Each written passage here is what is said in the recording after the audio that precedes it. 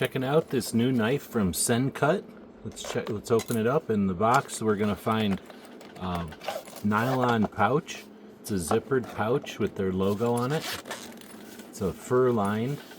We've got a Sencut logo sticker. We've got a Sencut logo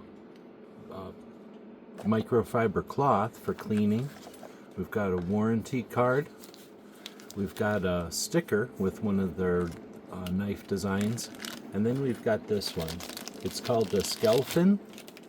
This one has thumb studs for opening. The ceramic bearings are very quiet and give the knife a quick open.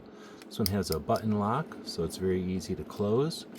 This one has the black 9CR18 MOV blade with the white G10 handles. I really like these grips. This grind is pretty nice, kind of reminds me of like a Bowie shape clip point. Nice sharp with the Sencut logo.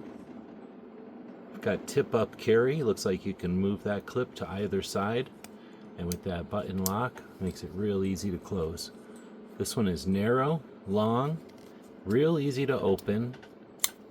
I would think this would make a great everyday pocket carry or a great addition to a craft box or an outdoor bag. Hope this helps.